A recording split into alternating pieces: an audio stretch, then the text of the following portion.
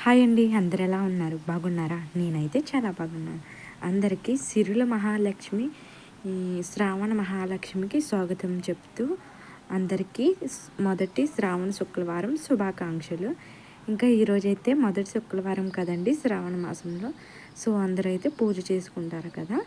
నేను ఆ పూజ విధానం కొంచెం వివరంగా మీకు చెప్దామని అయితే ఈ వీడియో స్టార్ట్ చేశాను.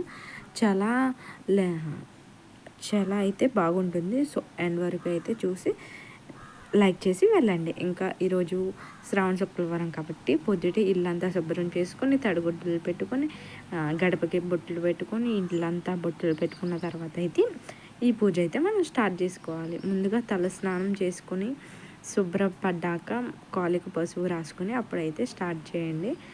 తల స్నానం చేస్తాం కాబట్టి మనం గుడికి వెళ్ళిన ఇంట్లో దీపారాధన చేసినా ఎప్పుడూ మన జుట్టు అయితే ముడి వేసుకుని అయితే చేసుకోవాలి.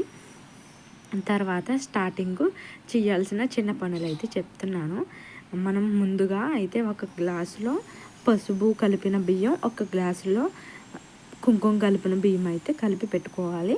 తర్వాత ఎలాగ దాంట్లోనే పసుపు ఉంటుంది కాబట్టి పసుపు గణపతిని కూడా చేసుకోవాలి. మనం ఏ పూజ చేసుకున్నా గణపతికి అయితే పూజ చేసుకుంటాం కాబట్టి ముందు గణపతిని కూడా సిద్ధం చేసుకోండి. తర్వాత మనం వరలక్ష్మీదేవి ఫోటో ఉంటుంది కదా, దానికి కూడా బొట్లు పెట్టుకొని సిద్ధం చేసుకోండి. అలాగనే మన తులసమ్మను కూడా ఇలా సిద్ధం చేసుకోవాలి.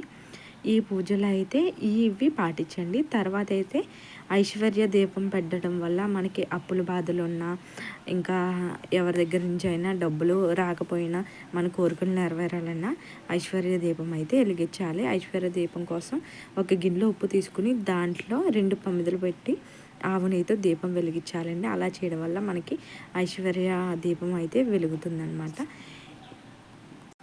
అలా వెలిగించుకున్న తర్వాత 2 దీపారాధనలు చేయాలి. అలానే అష్టోత్తర నామాలు చదువుతూ మీ దగ్గర 101 కాయిన్స్ ఉంటే 101 కాయిన్స్, లేకపోతే 11 కాయిన్స్ సెట్ అయినా దేవుడి దగ్గర పెట్టుకోండి. మన పూజ అంతా 5 వారాలు కంప్లీట్ అయిపోయాక అయితే అది బీరువాలో పెట్టుకుంటే చాలా మంచిది.